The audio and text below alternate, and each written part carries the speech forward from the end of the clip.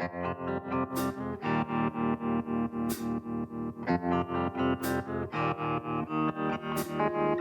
listening to the Hazard Ground Podcast, with service members from across the military sharing their stories of combat and survival. And now, here's your host, Mark Zinno.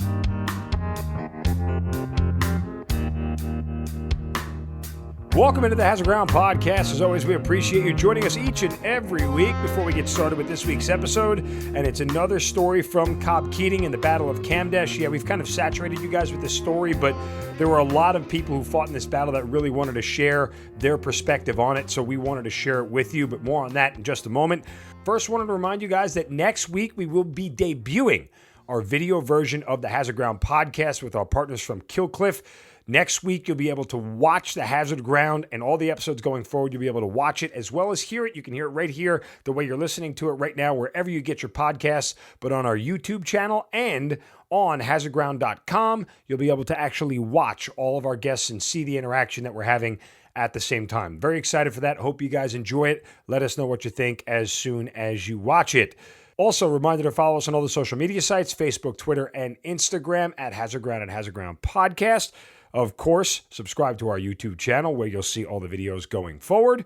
And keep the Apple Podcast reviews coming, please. Again, I know we're going to video format as well, but those Apple Podcast reviews are so important. They're helping us grow this podcast. Apple is starting to push this a little more. We can't do it without you guys. The more reviews we get, the more popular this thing is going to grow, so we need your help, and we always appreciate you guys taking time out to leave a quick review. Doesn't have to be anything lengthy, just something short and sweet. Lets us know how much you love the show, and go from there. Don't forget about our promotion with Amazon on our website, hazardground.com. Click on the Amazon button at the bottom of the homepage or under the sponsors tab. Also, you can do the same thing on your smartphone. It'll redirect you right to the app. So this way, all of your information is saved. Easy shopping. Whatever you guys spend, we get a percentage of. Then we donated a percentage of that back to some of the charities and organizations you've heard featured here on the show. So you can donate to veterans and veterans charities right by doing your normal Amazon shopping. As always, we thank you so much for being part of the Hazard Ground community and for your continued support. And now let's get on with this week's episode. Joining us this week on the Hazard Ground is a former Army sergeant who spent 5 total years in the military, has 1 deployment to Afghanistan, and is another member of the fated Red Platoon from 361 Cav at COP Keating in Afghanistan and the Battle of Kamdesh. We have told this story several times before. He also spent time in Korea. He is currently working to become a therapist and dedicating the rest of his life to helping soldiers with their mental health and continuing to help improve the quality of life of soldiers who have returned from war. He is Zach Koppes on the Hazard Ground Podcast. Zach, welcome, brother, and thanks for being here. Hey, how's it going? Well, again, it's certainly a story that we've told several times before, but our audience loves it, and I certainly love it because there's just so many different things that went on at COP Keating. It's almost like you get a different perspective every time you talk to somebody new.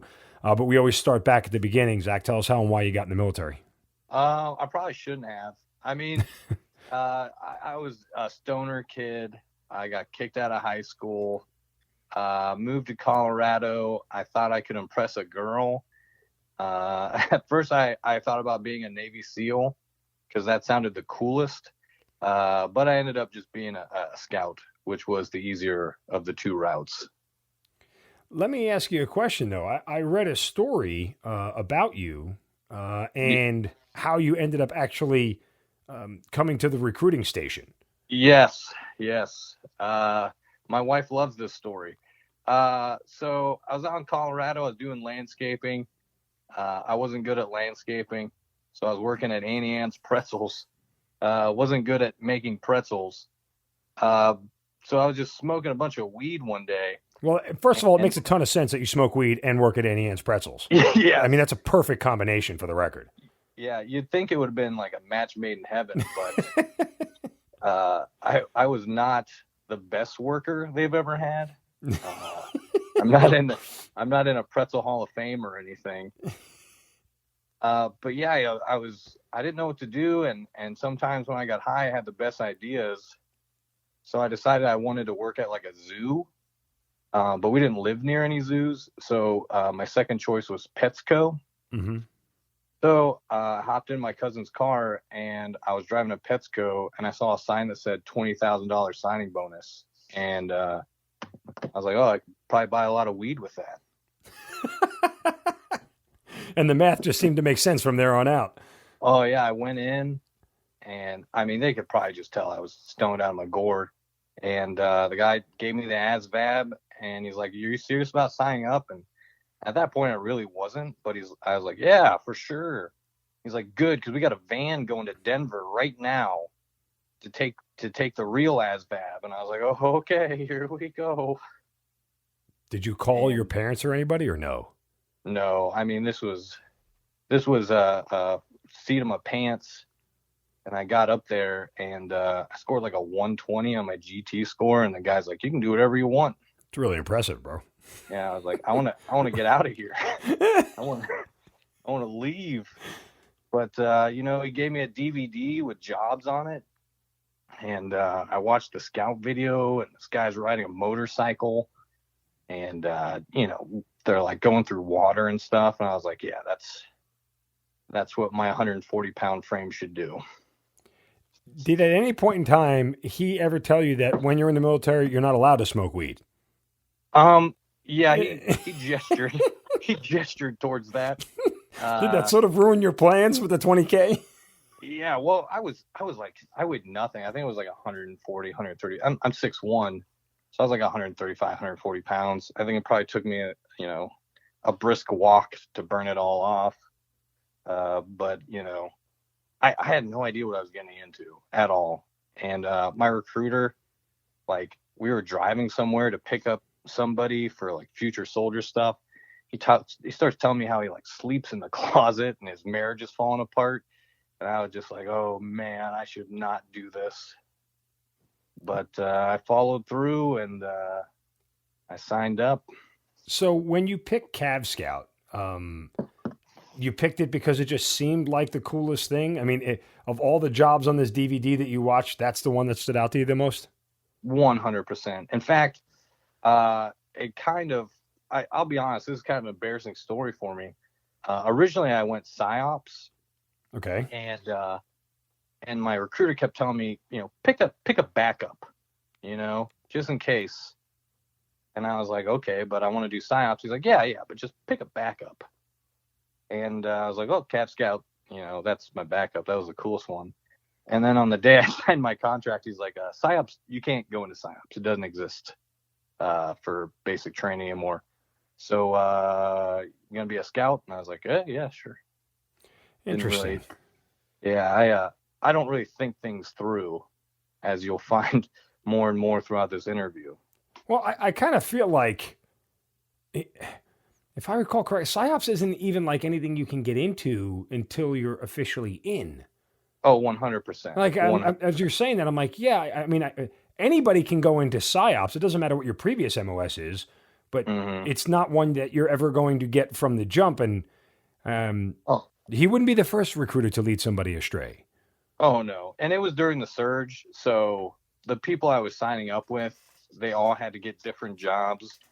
One guy had a waiver packet. It looked like a phone book. It was just nothing but waivers. And just during that point in time, they're just taking any body that could get to walk through that door. So from Auntie Anne's pretzels to basic training. When you told your parents, what did they say? I think they were happy. They're like, oh, you're going to have to stop being a dopehead and do something with your life. So I think they were pretty excited about it. Interesting.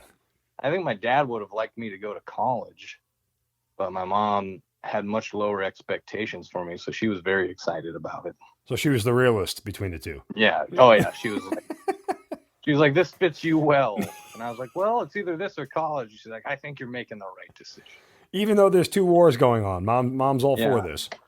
She's like, you don't need legs to go to school. Jesus, that's terrible. When you get to basic, as you said, you knew nothing of this. Were you in a total culture shock? Yeah, I was terrified. Really? Terrified. Oh, yeah. What was the most terrifying part about it?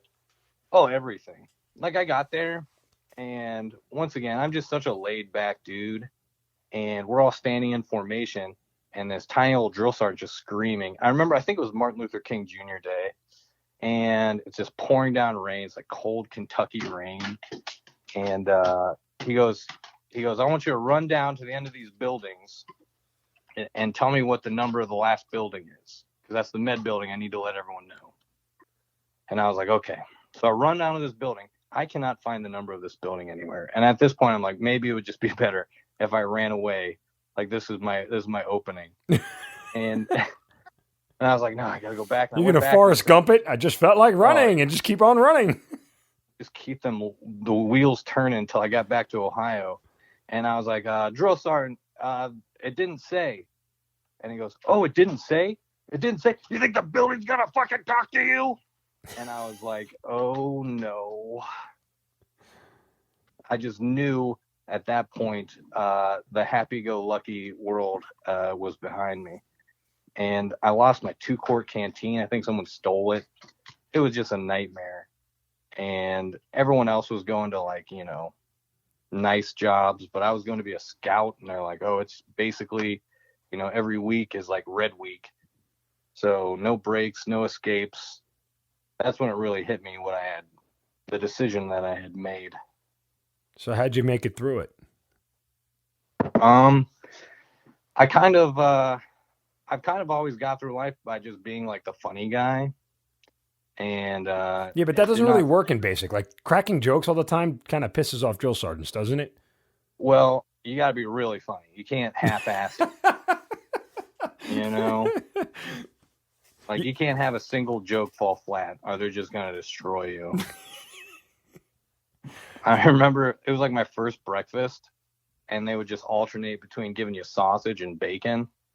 And, you know, 2 big I was so hungry, and it was 2 sausage patties or 2 bacon, and the cadre gave me bacon. And I said, could I have sausage?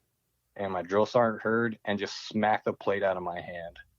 And I just leaned back to the cadre. I was like, oh, never mind. I think I'm good. And he just thought it was so funny. He's like, get back in line. I was like, phew, you know? So you gotta make sure you hit all your marks when you're trying to be a funny guy through basic training. I expect that you didn't fail in that endeavor. No, I made it through barely. No, I mean on jokes falling flat, for that matter. Oh no, some of them did, and I paid for them severely. Give me an example. I'm warning the next group. Oh, I don't know. I think we were doing night land nav. And somebody said they thought it'd be funny if I took the glow sticks and did like a rave. And I was like, oh, it could be funny. And I was doing it. And a drill sergeant from another platoon saw it. And I don't know why. He must have had like a rave accident or something. It triggered something inside of him. And he just started throwing glow sticks at me. So, you know, maybe in your own circle it can be good, but there certainly are other ones that aren't. And just about all my drill sergeants at one point or other became my platoon sergeant later on in my career, and they did not forget me. Wow, that's funny. All right, so you get through basic training. Do you feel like you're on top of the world at this point? Like, oh my God, I made it through? Or is it like, oh my God, I made it through, what else is next? 100%. When I left basic training, that was like the best I've ever felt in my life. Really? Like I felt like I accomplished something. I felt like I had direction in life. I was like, oh, I'm a lifer. I after a couple months in the military, I know it. I'm in this thing for life. And then I went home. I just felt good. I like never had money in my whole life, and I had money. It was awesome. So I felt on top of the world after basic training. But I did get assigned to Korea, so I was like, oh, I'm kind of nervous about, you know, going to Korea, but I mean, it's better than Iraq or Afghanistan. Was your mom, who thought you made the right decision, super proud of you as well? What'd she say when you got back? Yeah, she was proud. I think she was nervous. We got in a little tiff because she wanted to spend time with me, but I had a newfound manhood, so I was just chasing tail the whole time. So she was upset about that. But yeah, I think everyone was just real proud that I did. I think they were more surprised than anything. Safe to say that you stopped smoking weed? I mean, you're out now. You can tell us.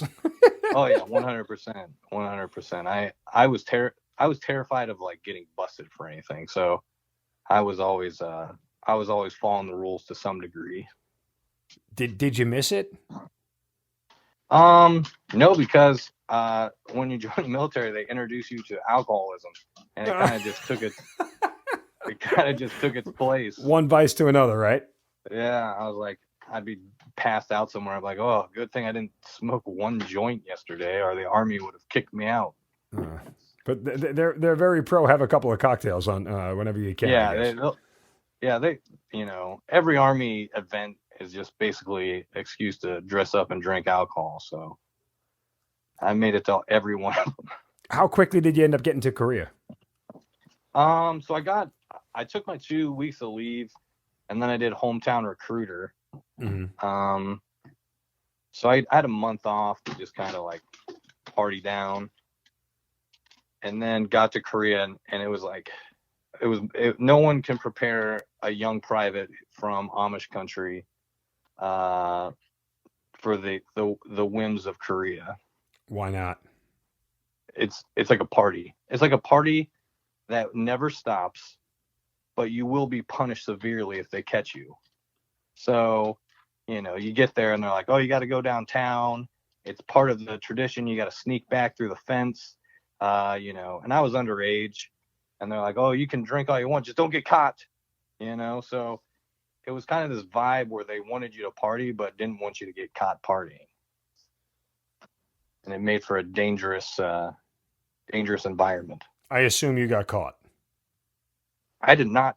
Really? One time I was going through, there's like a little hole in the fence by the E7 barracks. And, after curfew, they like shut everything down. And me and my buddy Vizon were like just terrified. We were both privates. And we could hear somebody lifting the fence ahead of us, and it was our first sergeant. So yeah, we got caught, but, nobody told on anybody that night. I assume that for the most part, the deployment to Korea, the stationing in Korea was uneventful.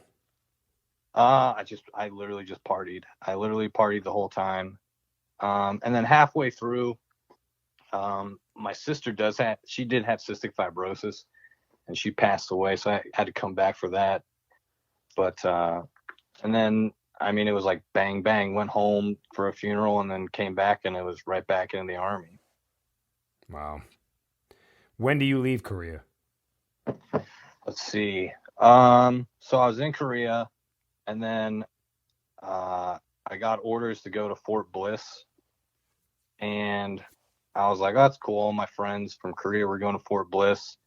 I only signed a 3-year contract, so they hadn't deployed yet. They were standing up a unit, but there was a girl in Colorado I liked, so I extended to get duty station of choice, and I want to say that was in like June of 2007, 2008, because we deployed in 2009. Mm-hmm. And headed to Fort Carson, and we broke up like probably about a month after I got there. So extended for not much. I still got a backpack though, which was cool. I think my brother has it. Backpack from the girl? Backpack for re-enlisting. Oh, okay. Yeah, I guess. I got nothing from the girl but heartache. So when you get to Carson, where are you going? Do you know exactly? Do you end up at 361 Cav at that point? No, they so at first they were sending me to 2-4, and like literally on the last day they're like, no, you're not here long, because Korea has kind of the same rules. You have to be back for I think 6 months before you can deploy, or stateside, for 6 months. So either I wasn't back long enough, or they didn't want to train me up, so they ended up sending me to 4-4 at like the last minute. But I was literally telling everyone, I was like, hey, I'm leaving for Iraq in a few months, and then it turned around and they sent me to 4-4. And when do you get there? Oh man, I think it was like, I left in June, I think, of Korea, and I got there at like July. Because I remember like my birthday, my breakup, and me hating Fort Carson were all like in the same month. And this is of 2008, correct? 2008, yeah. All right.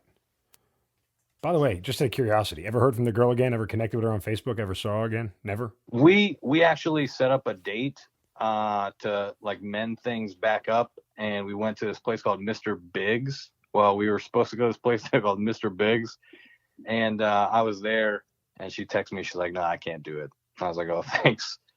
Whoa! She texted you to meet up and then stood you up? Yeah, I got stood up, but it was worth it because I got to go to war. How does that compute? I mean, it doesn't. I just maybe one day, like, her descendants will hear this. Well, I'm not gonna say her name, but they'll know who she is. They'll know what she did. Okay. Outside of choosing some choice words for her, we'll move on. So you're at Fort Carson in July of 2008. Now, 361 CAP doesn't deploy until around June of the following year. So is this next year sort of uneventful? Kind of, like, but kind of not. Like, the party just didn't end. And then, I met everyone. I met my best friend, and it's kind of weird getting ready for a deployment. Like, it's coming, and then it just, like you said, we had a year. And it was like I blinked my eyes, and then I was getting ready to get on the plane. So I don't remember a lot. I remember just like going out, going hard. And then all of a sudden I woke up one day and it was time to deploy. When you mention your best friend, that ends up being Stephen Mace from your platoon, correct? Correct. Yeah. And for those who have heard this story before, Mace is one of the people who met their fate at COP Keating, but you guys developed a really strong relationship in that time. And my understanding is you both sort of had the same sort of sense of humor. Correct. We were, like I said, if you're a funny guy, you can get by with not being the best soldier. And that was like my go-to, but he was a good soldier and he was funny. So he had a 2-for-1. Gotcha. And I hated getting up every morning. And he would come to my door every single morning to make sure I was awake. Because if he didn't, I would have just slept in. And I'd crack the door open, and he'd smoke a cigarette in my doorway while I got ready. And that was every morning for, a year. It's not easy to find that, brother. No, it's not. It's not. And, I would tell you later in the story about, he kind of said, I just remember it was like probably a month before we were about to deploy.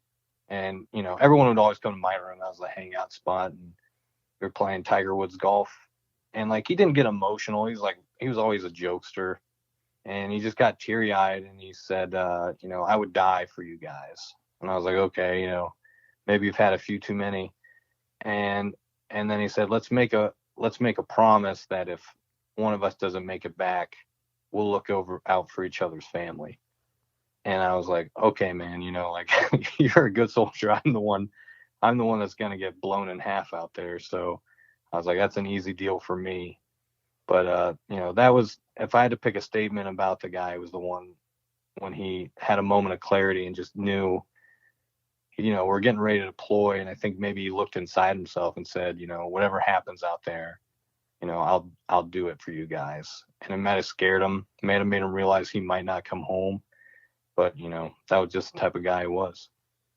Well, conversely, as I read it in Clint Romaché's book, he talked to your ex-girlfriend, didn't he? Yeah, I was calling her one time, and I was like, come on, we can make this work.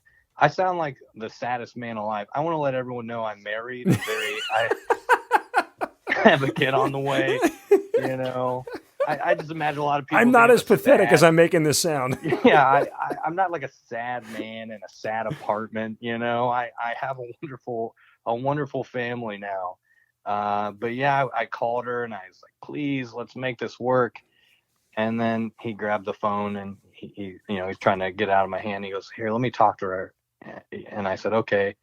And he said, he grabs the phone. He goes, stop breaking my friend's heart, you bitch. And he hangs up. So you're doing the Jon Favreau and Swingers thing, right? Where you're lonely in your dark apartment, sitting pawning over this girl, and he fixes it for you. And he fixed it pretty quick. because after that, she wouldn't answer my phone call. So that made it real easy. Also, and I appreciate, the sort of levity that we're having, but also, it gives the audience a little bit of context into Stephen Mace as far as you had injured your ankle and he was trying to get you hooked up with every girl in town from what I read. Correct. I think he thought it was funny to picture me because I broke my ankle. I had like one of those big boots that you can't look sexy in. Right.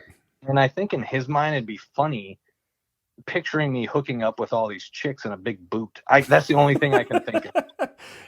Didn't work. Like, we would go out to like clubs. This is pre-broken ankle boot.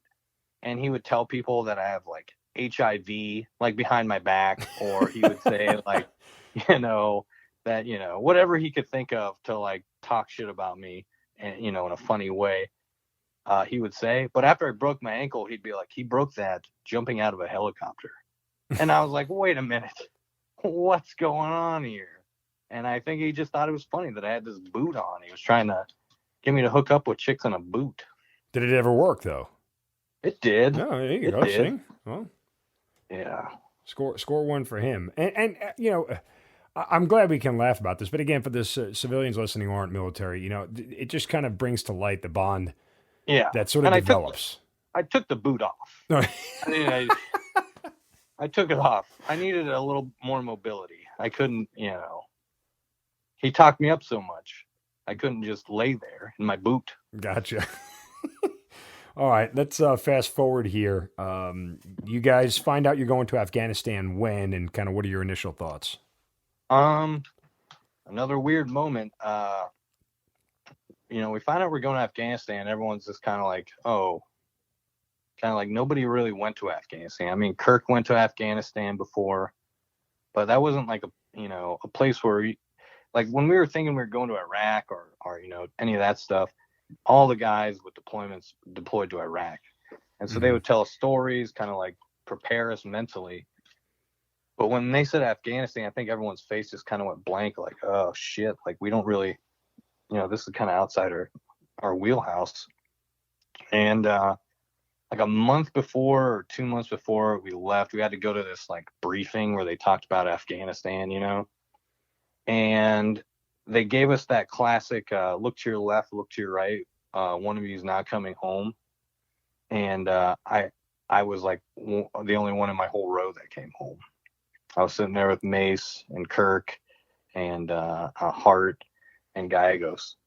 And that's just one of those moments where I remember looking around. And I was like, I just always thought I would be the one, to get popped. And I looked at everyone in that row and I was like, oh God, they're good soldiers. I'm the bad one. I'm going to get popped for sure. But they would say things like, 1 in 3 of you not coming home. They got Chechens, all this stuff. And we, you don't know what to believe. But, lo and behold, it all came true.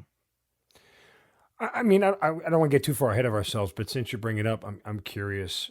When you reflect back on that, because you've said this multiple times that, other guys were better soldiers than you were, and yet they're not here and you are. Any survivor's guilt because of that? Not so much survivor's guilt, but just like, it's just kind of an unbelievable thing, Right. Like, I'm sure someone who wins the lottery is like, what are the chances? Like if you really sit and think like the odds, like, I don't usually buy lottery tickets. It was just a whim. When I look at like how seasoned they were and how dedicated they were, and, they were in the gym, all of them were always in the gym every day. And I was just like sitting there and watching, DVDs. It's just a moment where I always think to myself, they were really good soldiers, and war can just sometimes be a flip of the coin, Yeah, well, we talk about it all the time, just the randomness. Like there's no accounting for why the best soldiers don't make it and some of the lesser soldiers do. I mean, there's times you can do everything right in combat and come out on the wrong end, and there's times where you can make some of the worst tactical decisions alive and end up unscathed. I mean, it speaks to the random nature of combat that you truly never understand until you get there. And people who've never been there, the civilians listening, we can tell them this till they're blue in the face, but until you watch it happen in front of you, it's that unbelievableness that you're talking about. Like that's the part that's hard to believe because you've actually lived through it and survived. So I was just kind of curious where you were with all that from the standpoint of, if any of that still emotionally kind of is tied to you a little bit. Yeah, I carried that weight for a long time, and it really fucked me up for a long time. Just everything, and I had to take a lot of time to get myself straight to be able to kind of unload and unpack and understand what I was feeling and going through. But it took a while to kind of get through all that. But like I said, now as I look back, it's just like you said, the randomness of it, kind of odds, and just the randomness. So as you guys start getting ready for Afghanistan, do you know where you're going? Do you know what your mission is? I mean, have you heard anything at this point? I kind of, they would tell us one thing, and then next week it would be a new thing. They'd say, oh, we're going to a fob, and it's going to be easy living. And then next week we're going to an OP, and we're all going to die. And then the next week, we're not even going. They have too many people. It was just, you'd hear so many things, so many different ways, so many times that you just disregard everything going into your ear. And I mean, it didn't really sink in where I was until I was putting on nods, getting ready to jump on a bird to go to COP Keating. When you first land at COP Keating, what are you thinking? Like when you see where you are? No, I can't see anything. And it's night, right? We've heard the story before. Yeah. You guys land at night, so you can't see, right? Yeah, and I'm already so goofy anyways. And the LZ is nothing but rocks. So it's just all these like smooth rocks, and I'm falling all over myself. I mean, you have no sense of direction. And at the time, I thought it was just so dark. I thought it was just this darkness that I couldn't see the stars or anything. And then it wasn't until I got on the base and a door cracked that I could kind of look out. And it wasn't that the sky was so dark, it was mountains. Mm-hmm. And that's why I couldn't see the stars. I was just staring into the sides of mountains. When you wake up the next morning and you realize where you are, or light hits, do you have a recognition of how bad the placement of COP Keating is? I'm like, because this is my first deployment, because I haven't seen anything, I'm like, oh, this is just what every cop must look like. The U.S. military must just be really bad at putting things places. Like I just really thought, I was like, man, I can't believe like so many people deployed to these places, not knowing that this one was just very bad. And at first I was just like, I can't believe people fight in these things. But really, it was just us having to fight in that thing. Yeah, and it's funny because when I've talked to several people, some of them immediately knew that this place was a place where you were going to die, and others sort of reacted like, it was what it was. Like it didn't bother them one way or another. And again, yeah. I'm objectively looking at this from a place that I physically had never been to, but and granted, the lower enlisted ranks don't get the same training as officers do. But that position alone violates pretty much every principle of war that we abide by. Oh, yeah, 100%. And I think maybe, we started to hear rumblings from like the higher ups of, how are we going to defend this? What's the plan, and you start hearing this and you're like, maybe, you said there's like the people that knew it was bad, the people that thought they were going to die there. And then the third was me, who was too stupid to come to either of those conclusions. So I just kind of had to pick up on the cues. Of ignorance everyone. Is bliss, right? Oh yeah, I was living it up for those first couple weeks, and I just started, hearing these whispers in the talk and among the hires of, and sometimes you can just see someone's face. We spent a year together getting ready for this deployment, and you just started to see people's faces change. And I just remember like the first couple weeks, if I had to go to the piss tubes, I would just walk to the piss tubes. But some people, they would walk with their head, straight up in the air, looking at the top of these mountains, just waiting for something to come. And it would look like they were bird watching everywhere. But, you start to pick up on these hints. You're like, man, First Sergeant, he's acting kind of jumpy, and the CO, he's not coming out of the talk. And, the Afghan soldiers we have, they're not very good, and they're kind of sketchy. And all these things, all these equations are starting to add up, and you're like, oh, man, this is not good. Finally, that 120 GT score kicked in, huh? Yeah. I'm not smart enough to pick a better job, that's for sure. So, as you get on ground the first couple of weeks, operational tempo is what? How much enemy contact are you seeing? It was pretty, I think they were testing. I think, those fighters, we like to think that they're kind of like dumb cavemen and they just come out with a gun and shoot it. But these guys are smart, and I think they knew when a new group moves in, they're going to be jumpy on the triggers, hyper vigilant and ready to fire. So, they would come, maybe fire off some pop shots, and we would just blow the hillside to Kingdom Come. So I think it was like a couple little probes, just seeing if we were for real, maybe getting some eyes on us. But it was pretty consistent for that first month and a half, and then it just it really picked up. When you realize it's starting to pick up, are you guys doing anything different? Are you starting to react accordingly, or is there a sense of, that the big one, so to speak, is coming? It's so weird. I'm not trying to talk up Romache all the time, but probably a month, 2 months before, the attack, he was just like, I think they're probing us. I remember everyone was having this meeting, and he's like, when they start attacking, we're not going to go back hard. We're going to kind of feel it out and try to mix it up a little bit. And that was like a month and a half before. So definitely, once again, not smart enough to know these things or experienced enough, but the people who, were seasoned were starting to pick up that something bad was coming. And I remember we'd go on missions, and we'd find these caches of water bottles that they would dig into the ground. And we're like, once again, not smart enough to realize that they're, storing up for what they were storing up. But, we would go and we'd tell the intel guy, hey, we found a bunch of water bottles. And they'd be like, oh, okay, thanks. We'll mark it down. Did that bother you that they didn't have a better response?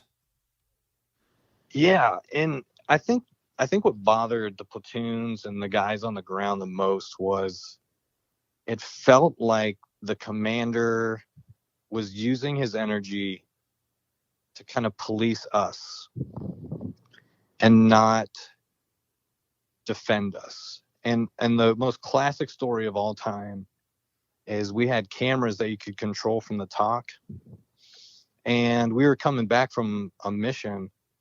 And usually what they would do is use the cameras to kind of watch our backs, get on the cameras to let us know, hey, someone's coming up behind you, heads up. But the CO was using it to check our uniforms. And we came back from the mission, and he had written down who wasn't wearing iPro on coming back. And so we started to get this feeling I don't think he's taking this seriously. And I don't think they're using the resources they're supposed to be using. So we really got this feeling yeah, we're telling them what we're seeing, but it's not ringing true to them. And I didn't know if maybe they didn't think something was coming, or, he just wanted to do his time and get out of there. But people were starting to catch on that, that feeling of dread was sinking in, and the higher ups weren't taking it seriously. So as you guys get closer to October and you're realizing all this, any conversations between you guys in the platoon about what might be awaiting? I mean, or no one ever just talked about it? I think we were distracted. I think right around October is where, they told us we were leaving. And I think that fear was oh, don't worry, we're going to get out of here before anything happens. Right. it really felt like, whew, we really dodged a bullet by getting out of here, you know, because it's not safe. It's not a good place to be. And, you know, intel slip. I remember one time there was a couple kids that had a digital camera and were taking pictures on the base. Like Afghan kids, you mean? Yeah. Okay. And we went and told, you know, we got the camera and gave it to the intel guys. And that was one of those things where we're like, this is really weird. You know, they have a digital camera, you know, they barely have clothes on their back, but they have this digital camera. And they're like, well, the pictures, you know, they took pictures of like the Bobcat we had, some of the buildings. And I think they gave them back the camera. I think they were like, oh, there doesn't seem to be anything incriminating on here, and gave them back the camera. And really? I think a lot of those things that they were doing kind of gave us a false sense of security. You know, like if they took that camera and said, okay, we think that they're planning something, well, then now we're back on that kind of hypervigilance. But instead they would just dismiss everything. And I think it kind of instilled in us this idea that nothing was going to happen. Like, you know, the leadership was showing us that, you know, nothing to worry about. We're going to get out of here and be done with it. That's crazy. I mean, I can remember during my first deployment to Iraq, there was a raid that we went on, and on the house that they went into, they found a hand-drawn map of our base with, you know, markings detailing this is the headquarters building, this is where they sleep, this is where they eat, and everything else. And I remember hearing that, and when we got back and that got around, like, they tightened every security measure there was. Everybody start burning trash. Do not throw anything out. Like, you know, take your name off everything. You know, whatever mail you get, burn the envelope and everything else. You know, like it was just one of those things where that was enough to jar everybody. Like, holy shit. You know, I mean, this is not playing around time. This is not time to act like everything is normal. Now, granted, that was 05 to 06. It was obviously a different world, especially in Baghdad back then. But yeah, that's just kind of disconcerting that you had so many signals go up and all of them were continually ignored. Yeah. And you know, not to jump ahead, but and then after it's all said and done, for the military to acknowledge that they did ignore those signs. Yeah, well, that's not any consolation. Yeah, it doesn't make it any easier. Yeah. Okay, night of October 2nd. What is your position? What are you doing? Are you sleeping? Are you on duty? I'm sleeping like a baby. And which you're good at, from what I understand. I was like the best sleeper. I had an old bunk, like when we first got there, and the wall had been blown out, and they just put up like plywood. And so it was the worst bunk. It was the worst bunk. And the guy beneath me was always fapping every night, so it was just shaking the bunk. Oh, it was awful. And then the fleas and ticks were getting on me. And about a month before that, one of the beds opened up in another spot. Guy went on leave, and I was like, I'm just taking his bed. So I got a good bed. So I was starting to get really good sleep that last month. Did not last, though. Didn't last. But so got a good sleep. Hart was on the LRAS 1. Mm-hmm. And Hart was kind of notorious for, he would always do this maneuver called the I have to poop maneuver. And so like 30 minutes before his shift was about to be up, you know, he'd come on the radio and be like, oh, guys, I'm not going to make it. Can you send my relief? And I was his relief, of course. So I was, you know, always the one. But on that day, we were getting 2 hot chows, breakfast and then a dinner. And if you were on guard for breakfast, they had to bring it to you. So I was like, oh, this is perfect, because I'll get out there early and then they'll have to bring me the food. So I grabbed my magazine and headed out, and I relieved Hart about 15, 20, 30 minutes early. What time is this? And, oh, man, I think that would have been like 5:30. I think switch was at 6. Okay. So this would have been about, you know, like 5:30, 5:45 time frame. All right. And so you're in position. Let's fast forward to about 3 or 4 minutes before 6 o'clock. Yeah. Did you have breakfast yet, by the way? No, never. Okay. They never brought me. Never brought it to you. Okay, got it. Never brought me anything. And I just remember it was so quiet.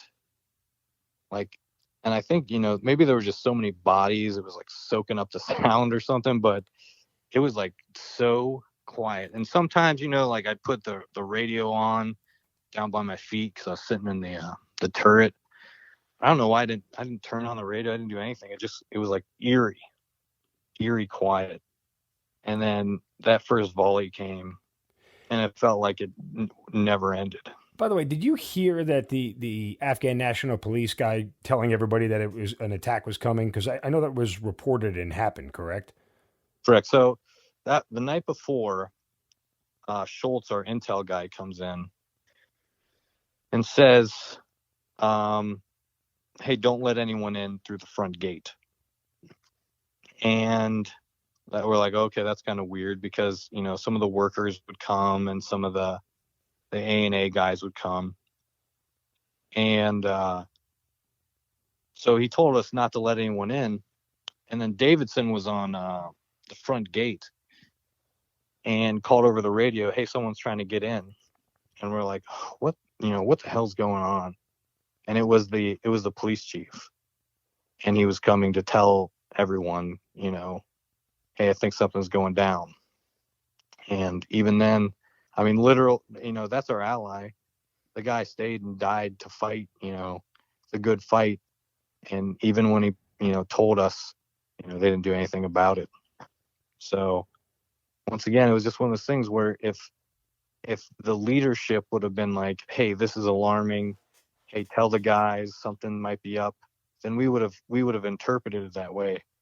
But everything just gets dismissed over and over again, and it just lulls you into that security. And I think that had a lot to do with what happened on the 3rd. Especially with the specter of the base shutting down and you guys leaving soon. It's just a sort of a race to the finish line. That's all your focus is. What direction are you facing when that first volley kicks off? So I was facing the switchbacks. Okay, so on the diving board. Right, switchbacks and diving board it's what they labeled, for civilians listening, it's what they labeled as sort of the mountains. Those were directly to the south. Switchback sort of was like a valley between two mountains coming down, and diving board was just a huge tall mountain to the south of where you are. So you are on LRAS 1 looking south? Correct. Okay, and what do you see? Like flashes. Flashes. You know when like the paparazzi When taking pictures? When they're taking pictures, I've only seen movies. No one's ever taken a photo of me. But like in the movies, they come out and it's just flash, flash, flash, flash, flash. It almost sounds like one sound. It just happened. And to my left kind of was the guard tower for the ANA. And they had a B-10 that they loved to fire. And LRAS 1 was like dead center for that B-10. And I looked over, and there's two guys sitting in that guard tower, and that B-10 hit, and it just ripped. There was nothing. I just saw the debris and everything just poof. It was gone. And that's when I was like, oh, it's something's happening. Okay, well, that's what I was going to ask. Like, is that the first that this is different than everything else? Yeah, and then pretty shortly after that is when I started getting the sniper rounds through my Kevlar. Okay. How does a sniper round go through your Kevlar and you're still sitting here? Oh, I'm sorry. I need to elaborate. That? Yeah. So the turret had kind of built a little sort of circle around you, right?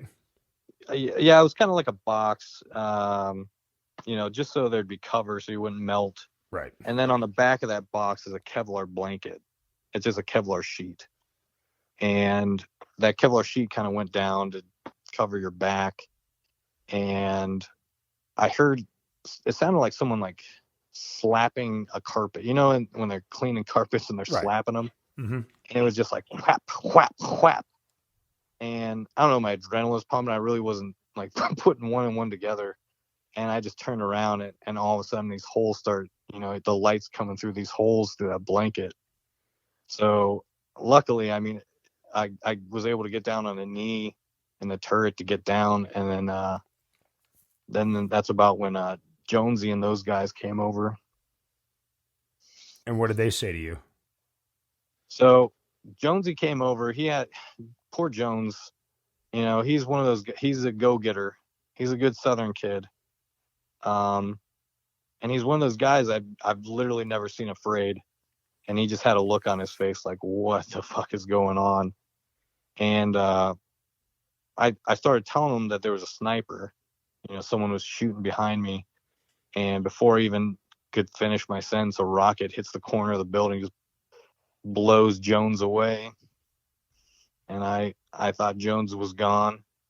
And I was shouting for him, and I just saw two boots sticking up in the air and knocked him down into a turtle ditch. And he popped up and he's like, it's too hot.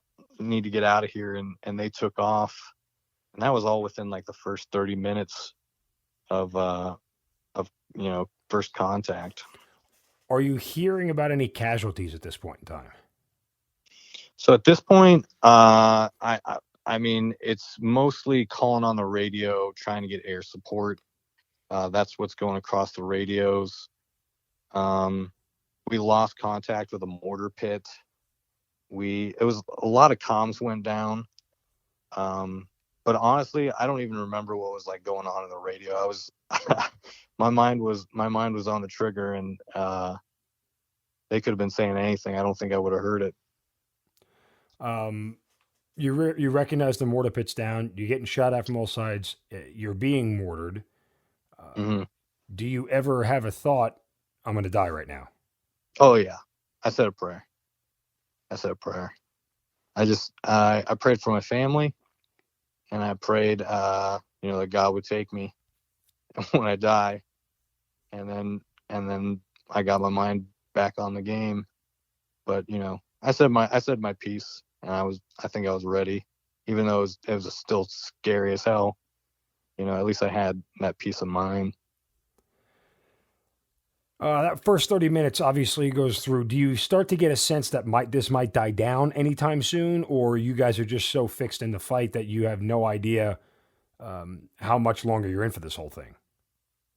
I think the part where I didn't think it would ever end was so Blue Platoon barracks was against the LRAS, mm-hmm.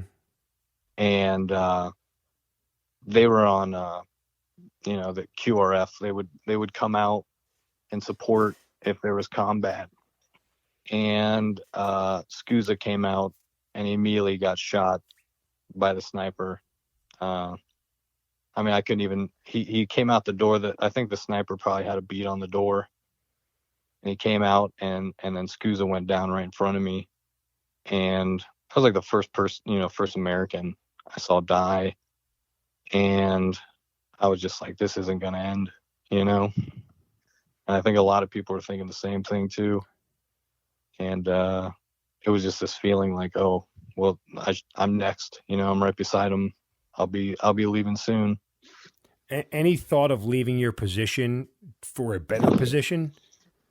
No, I couldn't. So the truck we were in, like they weren't maintained. So even if I wanted to like get the truck somewhere, later in the day, we wanted to move that truck, and we got it to move about like 4 feet, and the engine blew. So, it was do or die. That was going to be my. Yeah, but not even get out and just run to the TOC or anything like that, which, wasn't far from LRAS 1. I wasn't going to leave. I may not be the smartest, but, I wasn't going to leave. Now, was that just because you were pinned down by sniper fire, or is that just this is where I'm supposed to be, this is my position, I'm not going to leave? I would say 50-50. I'd like to say 100%. I'd like to tell everyone, the reason I stayed and held my position was my infallible bravery.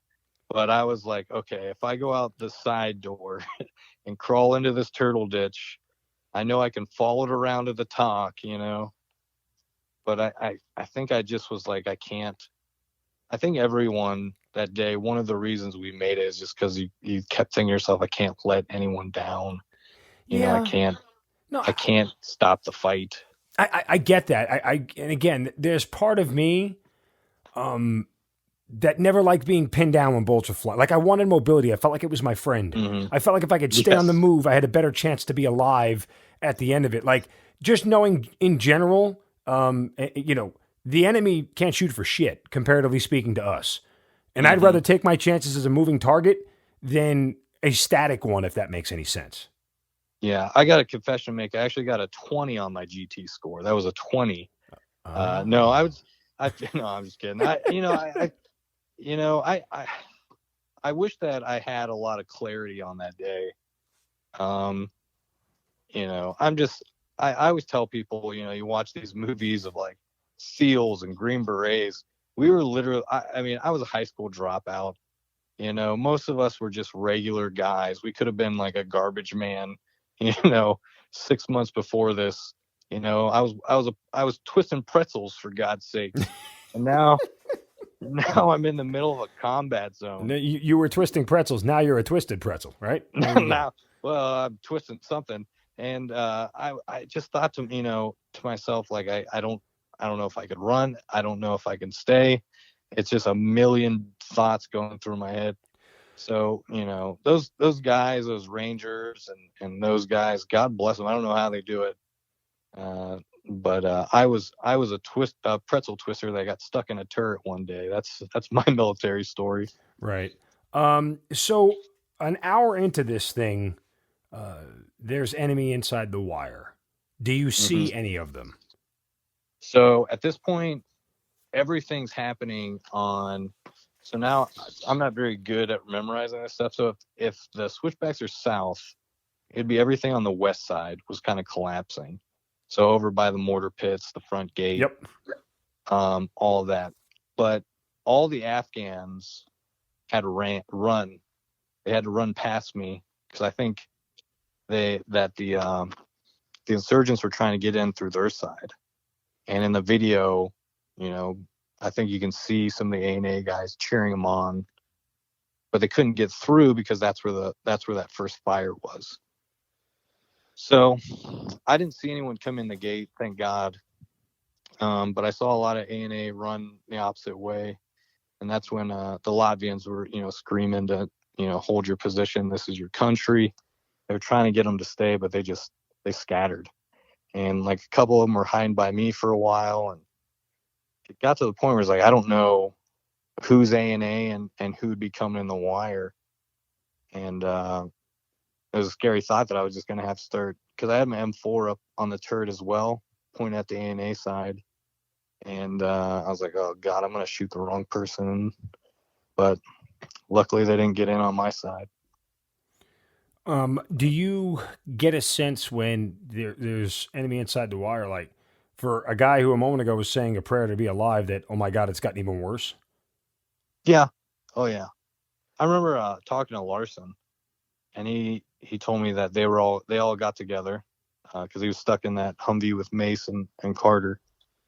And they're like, we're going to get to the river and we're going to float down to, so we can get to safety. And I think everyone in their head was kind of thinking, if I'm the only one alive, what's my plan to get out of here? But I was kind of stuck where I was because I was surrounded by fire and then, the front gate. So, the way to the front gate. But I think everyone, everyone we talk about it, we're all like, yeah, this is the part where I thought I was done. This is when I thought it was over for me. So at this point, I think everyone's feeling it, go down the back of their neck. So when Sergeant Clint Romeshay starts his push to take the base back, are you aware of that's going on? Yeah, I was his first stop. Well, second stop, because he got blown up first. Okay. So what did he say to you? We're all going to die. And he smiled at me, and another with blood in his mouth. He looked so gross. He had got blown up by the generator and put on this like half-assed kind of like wrap around his arms. They're all bloody. And, I didn't know what was going on because my radio went down. I think it took a round. And he came running up to the truck, and he was holding like an A&A sniper rifle. And I was just like, what the hell is going on the other side of this base that he's coming with a sniper rifle? And, he came over and he's like, how's it going? And I was like, I got a sniper behind me. And he's like, well, I'm going to see what I can do about that. And he started shooting at, exchanging sniper fire with the guy behind me. And then he's like, I think you should be good. And he took off. Pretty amazing, huh? Wow. Like it was almost when he left, I was like, does that really happen? Am I bleeding out somewhere? And this is like a weird image I'm having right now. But yeah, he came and left in the same wind. And so do you see him again at any point during the day while the major fighting's going on? No, because I spent almost the whole day in the turret. I think it was like 13 hours I was in it. How much shooting are you doing? I couldn't even tell you. I mean, like a lot? Yeah, I was laying down fire about the whole time. Are you running out of ammo at any point? So pretty quickly after Romeshay came, that's when the push happened to get to the ammo depot. We had filled that whole Humvee it was like one giant link of Mark 19 ammo. It had to have been like over 1,000 rounds in there. Is that what you were firing? Yeah, it was a Mark 19. Oh man, that sounds like outside of getting shot at back, but that still sounds like fun. Oh, it was a blast. It was a blast. It's people who are they're like, you should see if they'll name it after you. And I was like, I don't think that's how it works. But yeah, it was a Mark 19, and then when they got to the ammo depot, that's when they started running ammo to me, and it was they were coming full blast. For the civilians listening, a Mark 19 is just it's a belt fed grenade launcher. So it's just poof, poof, and just watching explosions go up all over the place. It's a lot of fun. I mean, when no one's shooting back at you, and Yeah, it's a hoot, and it arcs, so you lob them. Yeah. So if you like trajectory, it's a lot of fun. Are you able to be effective? Do you feel like? Yeah. Yes, very. Well, so I was able to kind of like keep the switchbacks clear, which is what I was focusing on. And then, because I was catching fire from the diving board, but it was kind of hard to get the rounds around it because, once again, it lobs. So you're lobbing. So you're kind of walking things in, right? You're walking them in, but it's so high up, the top of the mountain, that you just can't get a great angle on it. And I think they were able to kind of see me walking them up, and so they were firing a lot from up there, but I think I was keeping them from coming into the base through the switchbacks. When is the first time you get out of the truck? That night. Okay, so you're there the whole time for 13 hours. All right. The whole time.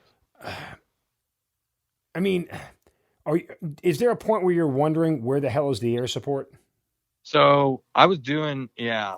Because when the first air support came, they got shot and left pretty quickly. And I remember they were doing gun runs, and the spent casings were falling on top of the little canopy. Mm-hmm. And I was just it was like heavenly rain. I was like, oh, thank God. It was just such a blessing. And then it was just gone. And so after my first radio got fucked up, they brought me another, they just grabbed a radio, and it was on the fires net.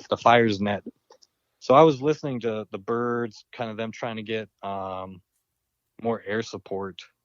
But I couldn't really hear what was happening inside the base. But I knew they were trying to get air support out to us, but it felt like forever. And it just felt like it wasn't going to get there in time. When do you know that the base is taken back? Like Romeshay finished what he had done, and that you guys got control of the base again?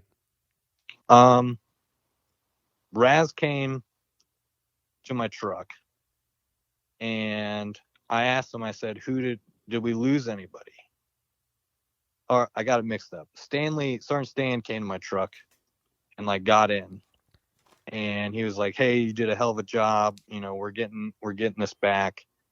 And I said, did we lose anybody? And he just like sighed and he said, he's like, just keep it up. And he left. And at that point I was like, we lost some people. So there was that dread. But there was that feeling, like you said, we're taking it back. And then Raz came later and started telling me about the guys we lost.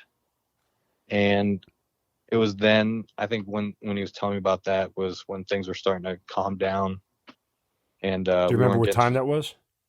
I couldn't tell you. It could have been 20 light years from 6 a.m. on October 3rd. But right.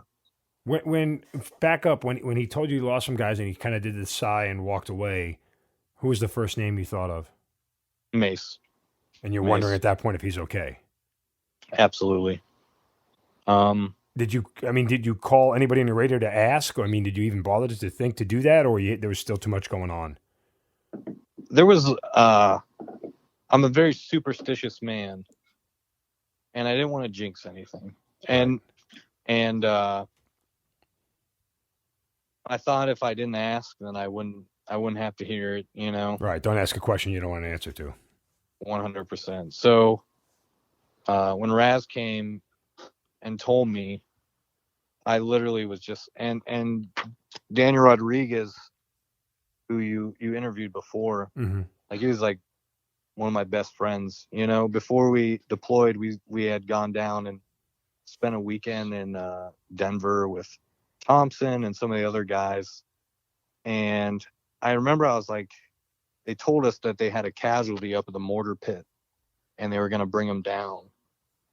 And I remember just thinking to myself, like, I hope it's not Rod, I hope it's not my friend. But then I was like, they're all my friends, it's like, right. There's no good name. There's no good name that they're going to bring you.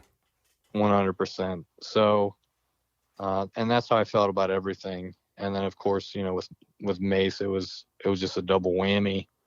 Well, I want to get to that moment because it doesn't come mm-hmm. until later for those who are hearing this for the first time. But when he comes back and starts telling you names, do you remember who he told you first?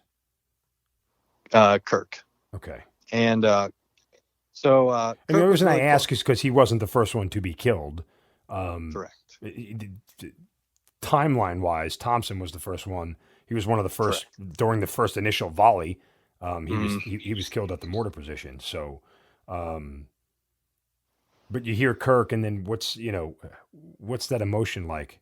Is it a ton of bricks? So, it was weird because like I've been kind of harping on for this interview. He was such a good soldier, and you're like, you almost can't believe it. Like if they killed the main character of your favorite show, you're like, why would he die? He's like the best character. So it was kind of shock and disbelief too, almost like maybe I misheard him. Maybe this is, it's somebody else. But he was really close to Jones and Knight. And when they went on leave, like he kind of took me under his wing and, he needed somebody to mentor. He was just the type of guy that like always had to be teaching you something. And we built a new phone and computer area. So it was like and we hadn't really got along too well before that. And it was just weird because, we just really made that connection. And then to hear his name like that, it was like, how is this happening so fast? When he starts giving you more names, does the gravity of this whole thing start to kind of emotionally take over for you? Or are you able to sort of process it and just discard it for now? I think at first I was able to put it in the back because it didn't feel real. Like nothing felt grounded. And it was like Kirk and Gallegos and Hart. And these are like the biggest, toughest guys we got, Mm-hmm.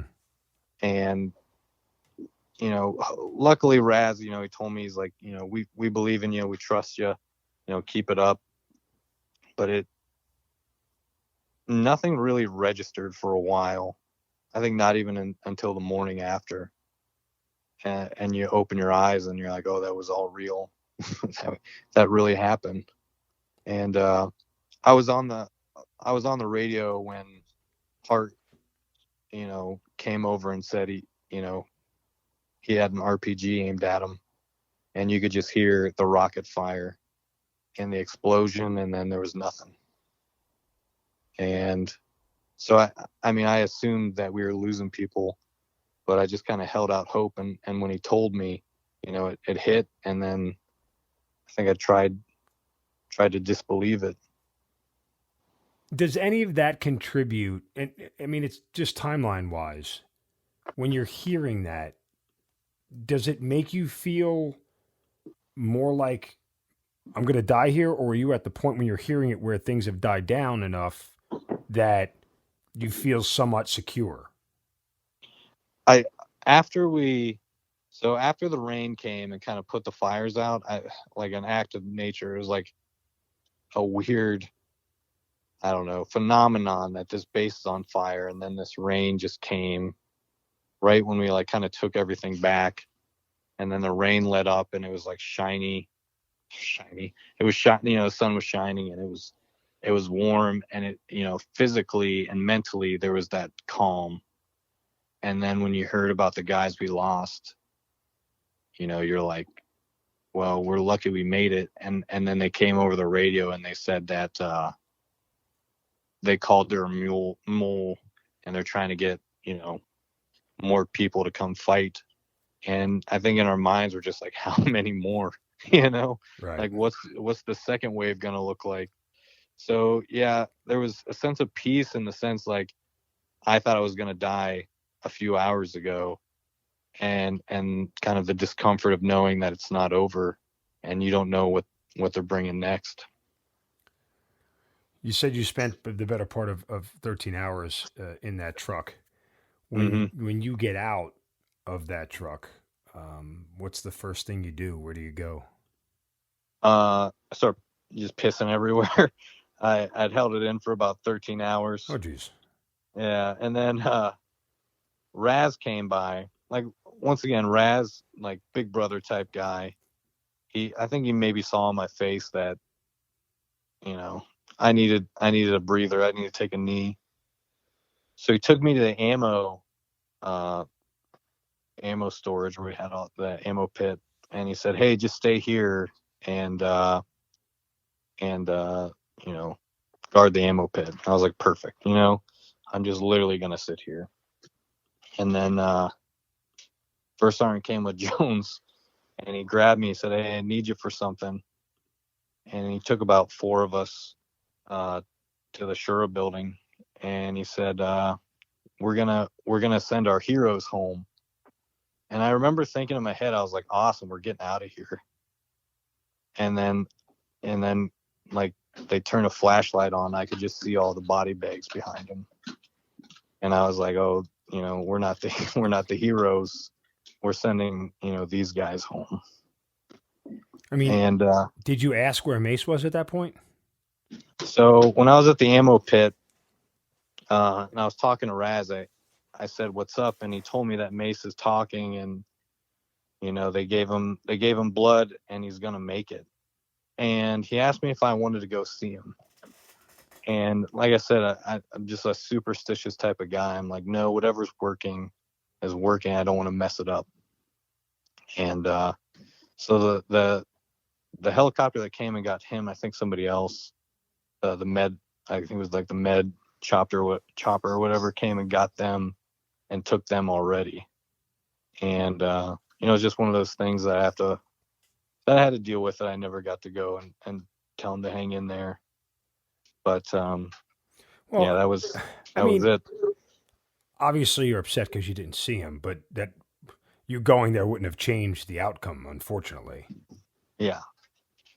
But like I said, I was superstitious, so sometimes I felt like, oh, maybe it would have tipped the other way. But like you said, in the real world, it wouldn't have changed anything. I mean, was there a sense that you missed an opportunity? I mean, because think about it. Let's sort of role play for a minute. You're going to tell him hang on, but you're not thinking that's the last time you're ever going to see him, regardless. Correct? Yeah, 100%. So I'm just kind of processing the emotions with you here.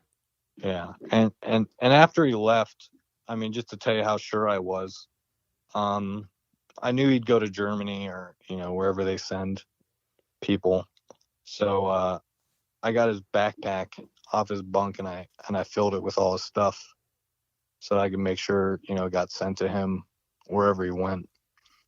So one of the good things is his mom told me, that they were so happy and lucky they got his computer and stuff. And I got to tell her, I grabbed that to give to him. So I really thought, he was going to go somewhere. And I mean, my first thought was I don't want him to be bored when he's there. So I just made sure to get all his stuff for him. When do you hear ultimately that Mace didn't make it? So that night, went to bed, just exhausted. Jones and I think took probably about like 6 of the guys, 4 or 5 maybe of the bodies and loaded them. And it was really traumatic. One of the bodies wasn't they didn't have enough bags, and the whoopee that was on top of them blew off.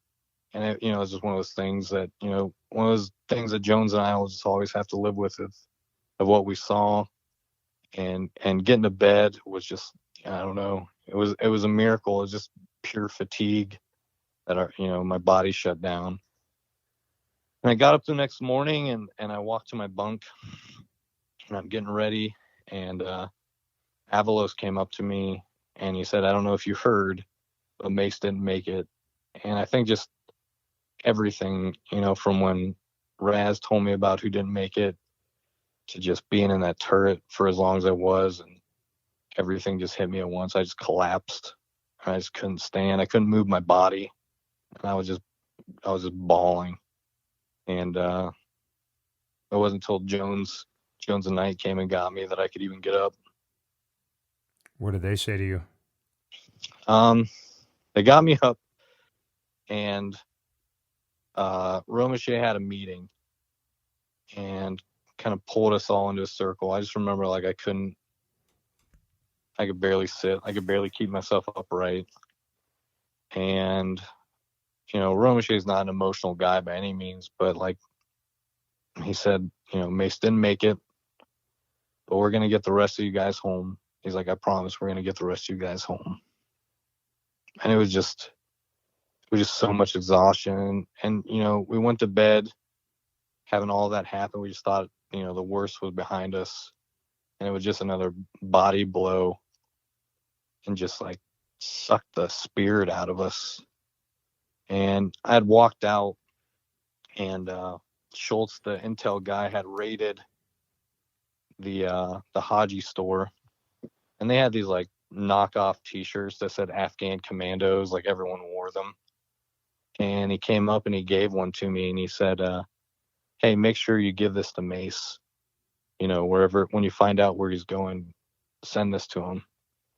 And I just remember I was like, he didn't make it, man. And it's just one of those things where you're the bad news comes to you, and then you got to keep giving it on and on. And just had to move through it all. And it was tough. It was real tough. But, accolades to everyone. No one quit. No one couldn't go on. We all moved together and we got out of there. Well, one, I'm sorry for the loss of your friend, man. Outside of, somebody who wears a uniform as well, and understanding the nature of combat and loss that comes with it. When it's friends, when it's somebody that you love outside of the uniform, it's different, right? It just hits different. Nobody wants to lose anybody we work with. As you said, the list of names was never going to be good, regardless of what you thought of them professionally. In those moments, everybody needs each other, and it's the only way you all survive. But again, when it's somebody that you consider more than just a coworker, it's a friend. It's doubly tough to deal with. So I'm sorry for the loss of your friend. For everybody else listening, the loss of Mace in general, and everybody sort of echoed this. All of your platoon mates have echoed this. It was particularly tough, for 2 reasons. One, he had fought so hard to survive the whole day. He was injured, shortly after the attack initially happened. Managed to survive the whole day, get medevaced out, and then ultimately did make, because you think once you get medevaced, everyone's going to be fine, right? For the most part, everybody survives those moments. And then other than that, as you've told us several times over, I mean, he was such a well-liked kid, like everybody loved the guy. Yeah, absolutely. And he was so young, he was younger than me. I think he was maybe 21, 22 when we deployed. And, I mean, just a kid. He should have been in college, he should have been, getting spanked at a fraternity or something, instead of, fighting like he did. But, he chose the uniform over all of that. And, he was one of the bravest people I ever met. Did you obviously got a chance to meet his family afterwards? Yeah. So I kept my promise and I moved in with his family. Wait, His you mom, moved Vanessa. you moved in with them? Yeah. Yeah. I moved, That wasn't part of the promise. It was take care of it for him. It wasn't move in with him. Yeah. Well, I didn't have any money or any prospects in life. So it was, I talked to Vanessa, his mother, who's probably the nicest, sweetest woman in the whole world. And it really, Mace in his infinite wisdom kind of knew we needed each other to heal. And, I moved in and rent free, and I had his old room, which was kind of weird. Yeah. But, I went to school and I graduated from there and went to school in Georgia. So, living there was really kind of those first steps of me repairing myself, because I was not good after I left. And, it was a long road to, get to where I am now. I know some of these conversations may be, pretty personal, but what sort of talks did you have with Mace's mom? She wanted to know about who he was as a soldier, and I wanted to know who he was like, As a son? outside as a son. So we got to share that, and I think, we both loved him so much that he kind of wanted that full picture of him. He wanted to know who he was completely, and we were able to give that to each other. And it was really therapeutic, and even now, I had my wedding in November, and she came, and we put up pictures of the guys, and I had Mace's picture up at her wedding, and she just came and we cried, and we said we miss them, and then we had a great day. That's great, man. I mean, it's heartbreaking stuff, man. I've talked to a bunch of Gold Star moms, and it's a pain that no one can ever understand unless you're a parent and a mother, right? I mean, it's a different level of pain for guys like us. But when you talk about the catharsis that you were able to get from that experience, was there a seminal moment where you felt like you realized it was going to be okay? Did mom reassure you of everything? Was there the sort of, for lack of a better term, the cliched talk of, you have to carry on for Stephen, like you have to, continue to keep his memory alive kind of deal? No. And I say that was the beginning of my healing, but I kind of, now through lots of thinking of myself, working to become a therapist, one of the things about the military is connections, right? Like, you have to be weary of these connections where, you love the person beside you like a brother, you would die for them, but you can't get close enough that if they, you lose them in battle, that you can't go on. So there's this weird kind of juxtaposition where you need to be close to people so you can fight together, but not so close that you get too attached to them. And I had a real hard time kind of staying attached to people. And after 2 years, I got my associate's degree. And I think, just mentally, I wasn't ready to be close to anybody. So I had moved to Georgia to complete my degree. And it really wasn't until probably last year that we both had that talk where we could, sit down and be like, this is what it's about. We both love them, and we're both better for having met each other. It's an incredibly interesting and lucid revelation that in all the stories I've been telling on this podcast, that no one's ever mentioned. You have to be close enough to these guys to love them, to want to protect them, and give up your life for them. But you can't be that close that you can't sort of learn to let them go. Mm-hmm. Right? Like that is, I mean, that's some deep stuff. Like I'm processing that right now as we're doing this in ways I don't think you can understand. Like that hit me, man. I mean, I'm being completely raw and honest with you. I mean, Mm-hmm. It makes so much sense. It makes so much sense. How can you be that close to somebody that you'd give up your life for them, but yet you have to understand the process of letting them go?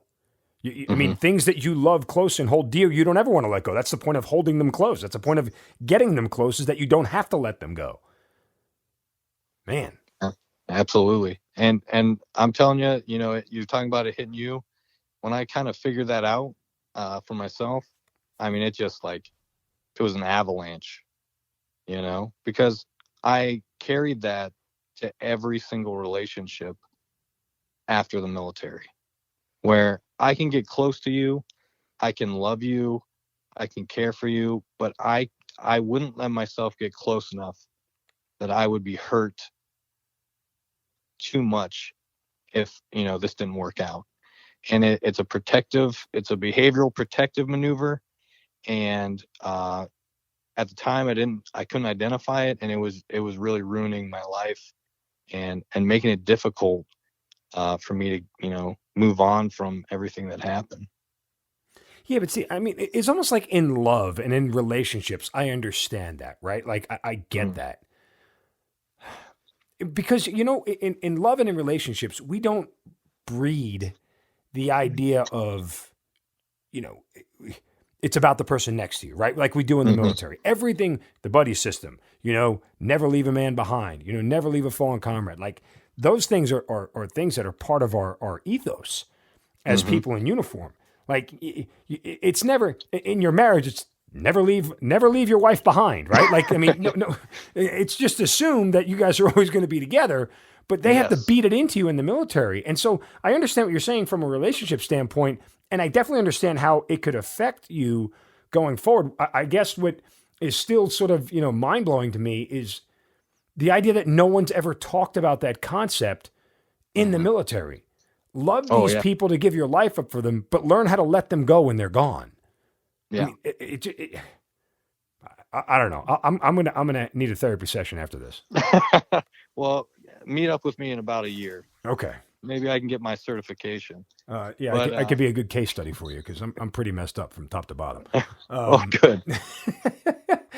No, but I just, I mean, it's, and even for civilians listening, like when you say the two sentences next to each other, it just doesn't make sense. They don't go side by side. But yet in the military world, it makes complete sense. I've just never had anybody actually say it to me where it resonated. But I'm not the best listener. Ask my wife; she'll tell you. So that said, wow. Of the rest of the guys that are still around, what's your relationships like with those guys? Awesome. And that's another thing that anytime I talk to people, they're like, "Oh, that's incredible! What happened?" And the first thing I tell them is, "Yeah, we haven't lost anyone since." And to me, that's the even the other victory. on top of the triumph. Yep, is we don't let anyone disappear. And I'm sure you have lots of military buddies, and they just disappear, and maybe they're not dead or anything, but they just retreat to this place where it feels a lot safer than out socializing, and we just don't let it happen. We're blowing up phones, we're organizing things. If someone thinks something's going on with somebody else, and they don't want to talk to me, I'll let Jones know, and Jones will call them. So we have such a tight knit kind of little community of our platoon and some of the other guys that were there, and I truly couldn't ask for more. And not losing anybody after has just been such a blessing that no one else has had to kind of have to deal with that on top of what they're dealing with. Before I ask you about the movie and Romeshay's Medal of Honor, some of your fellow platoon mates were very clear about their feelings on leadership and decisions made by leadership and all that. You strike me in the time that we've been talking as somebody that rolls with the flow of those sort of decisions and doesn't really question them.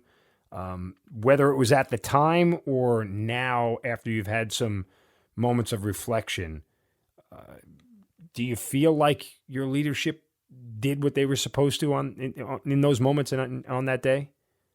Obviously, at our level, yes. At our, with what we could control and our platoon. But I think, I don't know if anyone else said this. I think some of those guys should be in jail. I really do. I think that if you are so blatantly ignoring the rules, if I was a manager at a warehouse and somebody said, hey, the forklift's acting up, I'm like, oh, no, don't worry about it. Just drive it as fast as you can. And you plow into a group of, fourth graders, I'm going to be held accountable, and there's going to be, some consequences.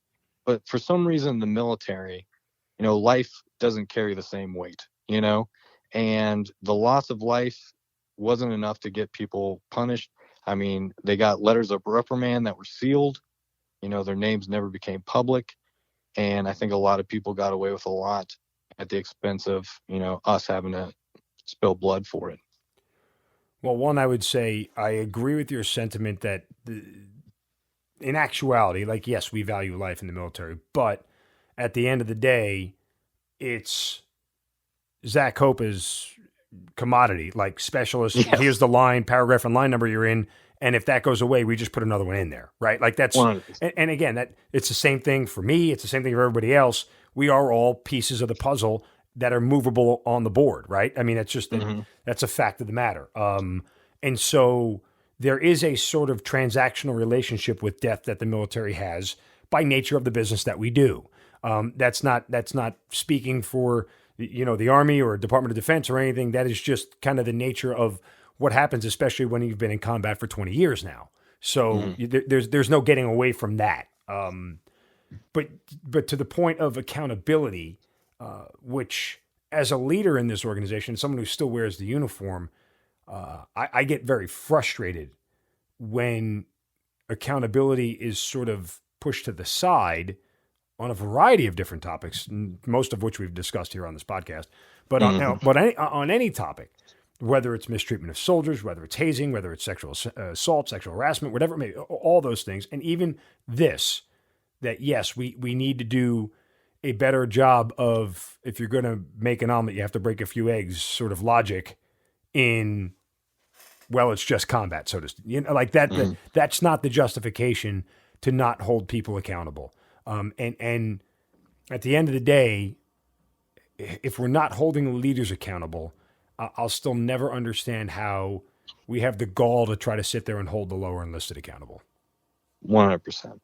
And I think civilians are getting a real look at what was going on behind the scenes and how the gears move with everything that's been going on in Fort Hood. I think really kind of pop the hood on what's been going on and how the military handles things. I think the sexual assault thing it needs to be addressed. I think across the military, I think it's getting out of hand and it's not being handled like it should be. And that's because we don't kick anybody out. 100%. That's I said that in a meeting that we had, a training meeting. We had a sharp class come in, and I flat out said, we don't kick anybody out. I don't want to rehabilitate people. I don't want to reassign people. I don't want to give people second chances. I want you out. I want you out. I'm not, whatever. I don't have to ruin your life in the civilian world, but I don't need you part of my organization. End of discussion. Period. Absolutely. And that's what we don't do, in my opinion. That's what we don't do enough of, and why we still have this problem, because we want to rehabilitate people. No, I don't need to rehabilitate an asshole, period. Because you know what? I get a rehabilitated asshole, and that doesn't help me either. Yeah. So yeah, I'm glad to hear that, especially with, because I've been out for a while. I don't know how it is exactly. Things may have changed, but like I said before, that whole Fort Hood thing just kind of like opened the door to a lot of people's eyes of what goes on behind the scenes. I mean, there were soldiers who were missing for months, and they didn't look for them, and then they found their bodies looking for other bodies. So it's just absolutely the accountability needs to be there. Let's move on to the book, The Outpost, and the movie. How much were you talked to about it? What were your thoughts on it? I mean, obviously you've seen it, so understanding that Hollywood takes a certain amount of liberties. What were your feelings? What were your feelings on the movie? Obviously, very torn. I think I had to weigh how much do I care about the accuracy of her story being told versus how much do I care that people are finding out that this happened. So it's kind of a tough spot to be in, right? Like I want people to know what happened, but I want people to really know what happened. You know, the idea in the movie of them stretching it out for, you know, what in reality was years and years of the outpost being developed was kind of condensed to an hour and a half of all these characters kind of just periodically being knocked off and then moving on. And that's not at all what happened. No. So yeah, and again, here's how I'm with you 100%. I'll judge every military movie off the accuracy of combat. Period. Right? Like that's the top bar for me. Because if you can't recreate the experience of combat, then what are you doing? Right? Like, I mean, you draw up romance movies to recreate the experience of falling in love. It's the same thing. Draw up military movies about combat to recreate the experience of combat that's authentic. So I'll say this much for it. And we had the director, Rod Lurie, on. And I will say simply, I know that I feel like a battle depiction scene is accurate when I just get that little nervous, anxious feeling and I could feel my blood pressure start to tick up a little bit, right? Like if it does that for me, I feel like I'm in a place where they're close enough to simulating what the experience was like. And the actual battle scenes, the beginning of it, I get that. Like I get that little, call it a rush of adrenaline or whatever, you know, but that I sort of felt, for me at least. Yeah. I mean, I think I usually feel that. I think when people ask me, what was the best movie I ever saw to simulate combat? I'd like to hear yours as well. But I always say I think Black Hawk Down. Yep. I think it's the best. Ridley Scott did an amazing job with that. Oh, I mean, so good. And the fact that the grenades don't burst into flames is probably like he should get an award just for that. Yes. There are no flames with the grenade. Yes. So for this, I think I was taken out of it because I was there. And so I would see a scene of something happening and I would be like, oh, that happened over there. So I think there was a little bit of disconnect in that sense. But as far as like I think the thing that captured the best is just the chaos of battle. And people just run, you know, like in the movie, like people are just running and falling down and, you know, getting to cover, shooting as fast you know, putting the aggressive, laying some fire. I think they do that really well. So yeah, and I had talked to Rod Lowry as well, and he seems like a pretty stand-up dude. So definitely trust him with what he did and how he depicted combat. As far as what you talked to Jake Tapper about the book, I don't know if you read it or not, but did you feel like he did you guys justice as well? I didn't actually read The Outpost because I'm not very smart. It was a big book, so I just not enough pictures. Not enough pictures. Is there a diorama or a pop-up version of this I can get? Yeah. Can I get somebody to read it to me? It was really weird because, you know, after the battle, got back in 2010, I was still in for like 2 more years and there was nothing, you know, no one came up to us and was like, wow, that's incredible. You know, you guys were at the outpost. You know, we didn't get any special recognition or anything when we got back. No one called us to like interview us or anything. And Jake Tapper was the first one. And in my mind, it was going to be like a Yahoo article type thing. And that really started kind of, you know, from it going to nobody asking us anything to be in a movie. Really weird that you picked Yahoo as the reference, by the way. Yeah, I read Yahoo and everyone makes fun of me, so I used Yahoo. I mean, I have a Yahoo. I still use it as my email, so people kind of laugh at me, but I just, you know, Like you didn't mention like the New York Times or like Newsweek or Time Magazine. You mean you went with Yahoo? No disrespect to anybody who works for Yahoo listening. But I'll defend Yahoo with my last dying breath. When you hear that that Clint Romesha is going to be a recipient of the Medal of Honor, what was your thoughts and your reactions? I was like, cool, because I was living outside DC anyway, so it was a short drive. So that part really made me happy. That part helps, yeah. But I was like, are Clint Romesha? Like, is there another one or something? Because no one really told us what we did was like impressive, I think, if that makes sense. Like, no one came up to us and was like, I can't believe you guys did that or survived. Like I said, it was kind of in the back. You know, no one was really asking about it. No one was putting it out there. And I just remember, like, even being there, I read like everything Romesha did, and I was like, holy shit, I didn't even know this happened, you know? And you know, reading the orders and stuff, the part about him coming to me in the beginning was in there, and I was like, I just can't even believe he did everything he did. And that's when you know, people started to ask us about things. I think the book came out around then. And I was just like so damn proud of that guy, and then President Obama having us stand up and clapping for us. That was really probably the highlight of, you know, everything I did in the military. It's amazing how the guys that he led expressed such pride for him. It's almost like you guys are like, you know, the pride. When I hear you, all you guys have used that word, and it sounds very parental the way you talk about it. Like, you know, I was so proud of him. You know, like almost like you all expected it from him, and you knew he would do this, and he was being rewarded for it, and or recognized for it. But it's just sort of weird that everybody that he was a supervisor of was proud of him. Like, you know, I mean, I guess I don't know if it makes sense or not what I'm expressing, but that's kind of the vibe I picked up on. 100%. You know, and like I said, I didn't really know everything he did. And each person that was like beside him on that day, because he was literally everywhere, kind of has like one snippet of it, right?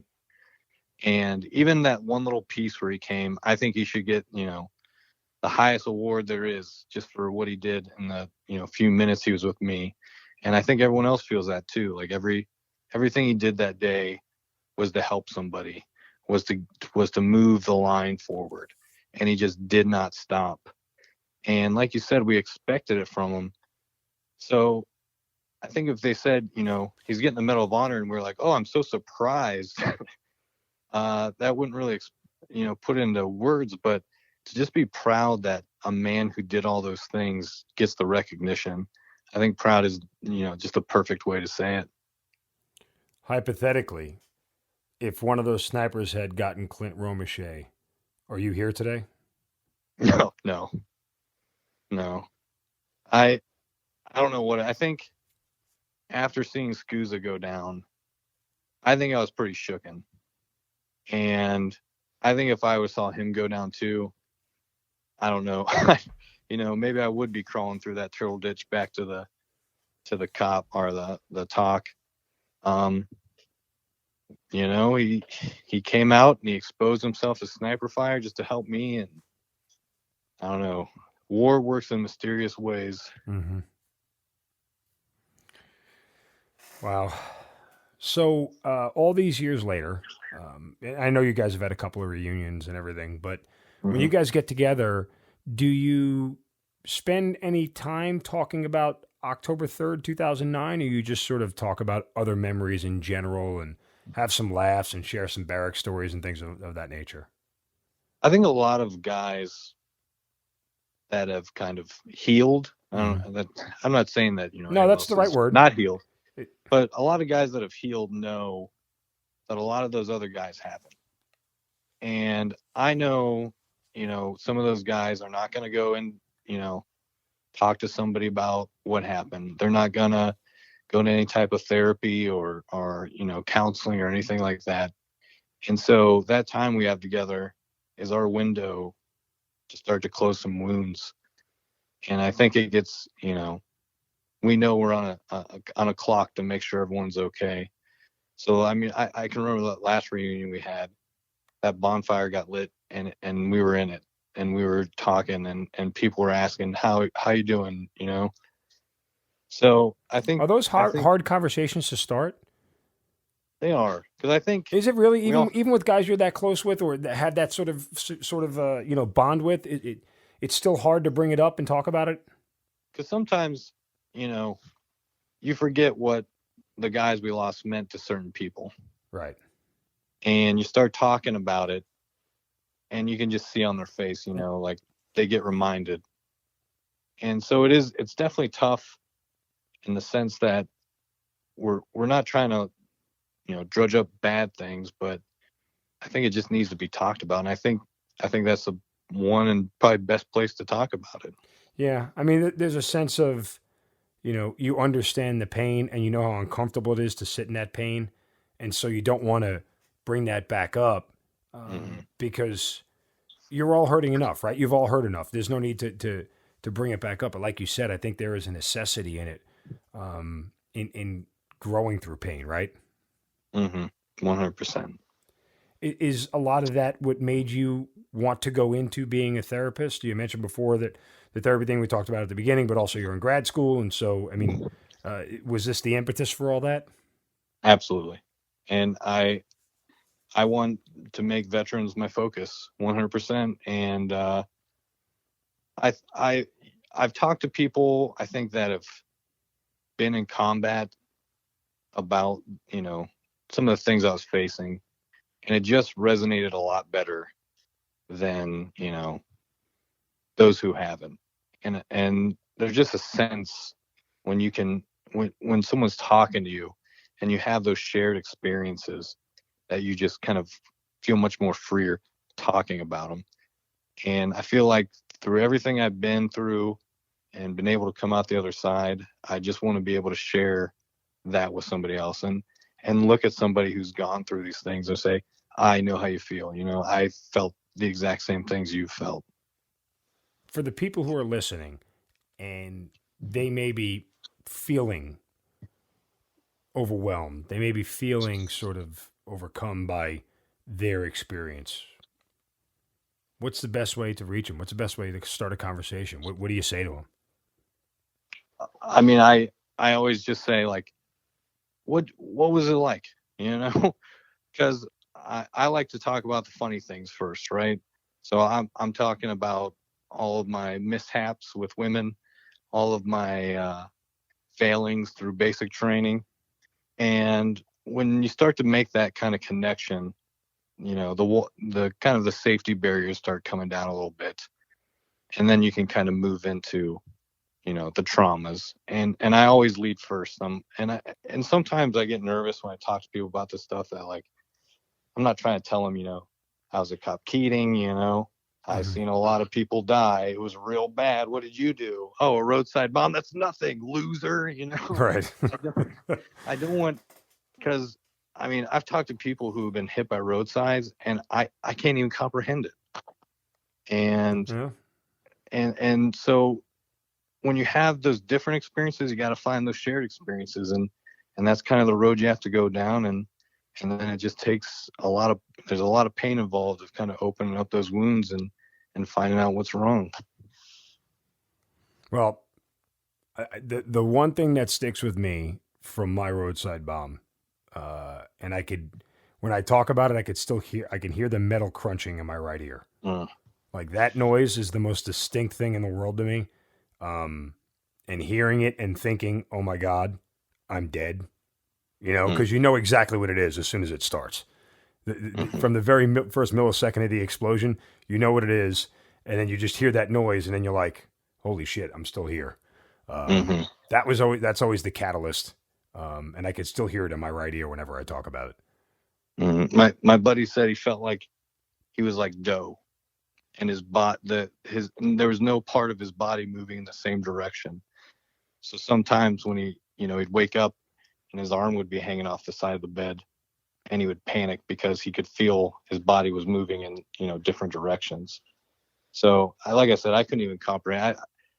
every time I got on a convoy, I was like, this is more terrifying than anything else. I kind of skipped over this, but I figured I'll ask it now since you just jogged my memory on it. You got out of the military after what, 4.5 years, 5 years? 5 years, I think. There was no desire to stay in. Like this was enough for you after COP Keating? Zero. I'm telling you, like before, I was not soldier material. You know, I was more of like a social experiment more than anything. You know, I literally, every platoon I was in, I was like, I'm here for morale, and I'm here to keep the guys moving. And sometimes that looks like leadership, so they made me a sergeant, but you know that they can't take it back. It's mine. No backsies. Glad you got that disclaimer out there. Yeah, in case anyone's hearing this and they get any ideas. It's Sergeant Koppes to you there, pal. Yeah. And oh, by the way, any reflections on the decision now to extend for 2 years because of the girl in Colorado that put you sort of in COP Keating indirectly? You know, I'd like to say some things, but, you know, I buried the past because I used to get like, I would sit there and I'd be so pissed. I'm like, first off the bat, I was in Korea. I should have gone to Bliss and just went down to Tijuana and hung out and ate the worm, you know, and then gone to college. So then I re-enlisted. I went to Fort Carson. I should have been in 4-4 or 2-4 and went and sat in Iraq while they're closing it down, and came back and had, you know, a normal life. But it was just like one thing after another.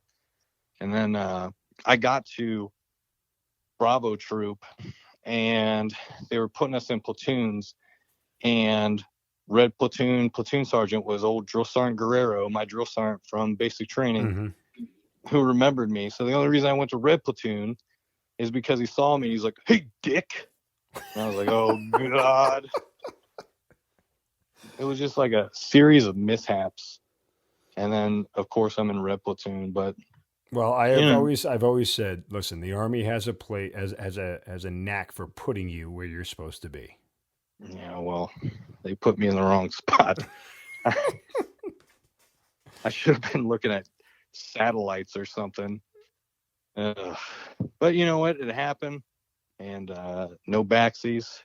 So I'll just, you know, I had to heal from it. I'm healed, and now I want to help other people. So that's my goal. Anything you miss about the Army? Oh yeah, just the partying. As I mentioned earlier, no one says that. Wife. Zach, no one says that. No one misses the part. Like, you can party in any job anywhere. No one ever says, I miss the partying about the Army. All right. Well, I'll tell you a quick snippet. Okay. Last weekend, my buddy Tom dropped me off after singing Cat Stevens songs at the bar, and I had to kind of stumble through the door, and my pregnant wife yelled at me. Do you think anyone yelled at me for being drunk in the Army? No, not at all. Never once. Yeah. I mean, you know. You are about to be responsible for another human being again, so yeah. Well, he'll be learning from the best.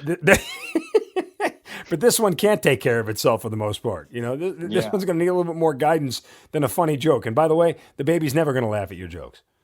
It better. that baby's already a buzzkill. Yeah. No one tells you that. No one's like, "Oh, by the way, while you're having a baby, it's just miserable." Oh, you didn't get that memo? Out, nobody gave it to me. Bro, I have twins. Oh my gosh. So we thought we could have had twins. So yeah, man. Life's over, bro. Oh yeah, I'm well aware. I mean, you know, and I think back to Korea. I remember I had this sergeant who got a divorce. He was probably like 34, 35.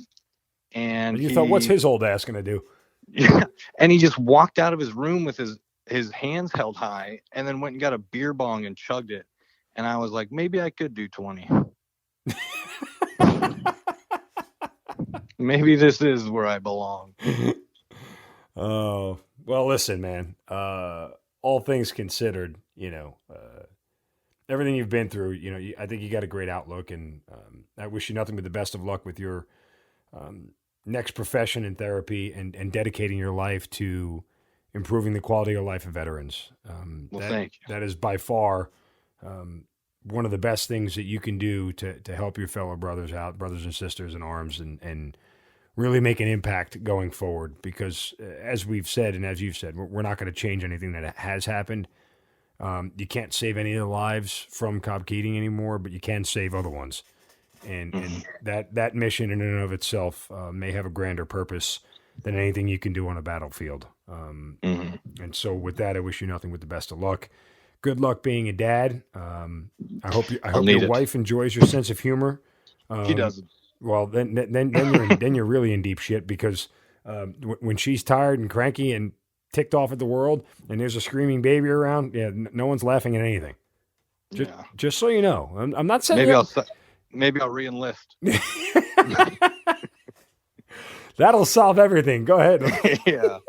See if you could be a military psychologist. You never know. There might be a future there. But I certainly enjoyed talking to you, brother. Thanks for the laughs. Here. I mean, it's been fun, and I'm glad we got to touch on some of the emotional stuff and really talk about some of the tougher things that you went through. But I think your context for the Battle of Kamdesh and COP Keating is one that certainly will provide people with a lot of background that they didn't have. And again, every time I talk to somebody from Battle of Kamdesh and COP Keating, I get a little better perspective of how close you guys were in Red Platoon and how much that day sort of has galvanized you all together going forward. And I think that's something truly special. Mm-hmm. Thank you. I mean, I was talking earlier about like Jake Tapper kind of started it and got the word out. And I'm just so grateful that, people like you just carrying that torch and like I got this kid coming, and one day he can go through the archives and listen to everyone's stories. And I just really appreciate as well what you've done for us, and that we'll be able to kind of pass that on. No, that's amazing. Like, honestly, that's one of the greatest joys in doing this is sort of the chronicling history portion of this whole thing. When people stop having books altogether, like actual physical books, years down the road, this digital audio version of the stories that we're telling here should live on in perpetuity forever. And I hope this one day that your son hears this and gets to hear you tell this firsthand account of this story. That is sort of nirvana for this podcast, if you will. But again, thank you for sharing it with us. Again, continued success. Nothing but the best of luck going forward. Zach Koppes, thanks for being part of the Hazard Ground. Thank you for having me. You've been listening to the Hazard Ground podcast, hosted by Mark Zinno. If you have an interesting story to tell and you'd like to be on the show, send us an email at producer@hazardground.com. And if you like the show, don't forget to subscribe, rate, and review on Apple Podcasts. Thanks for listening. We'll see you next time.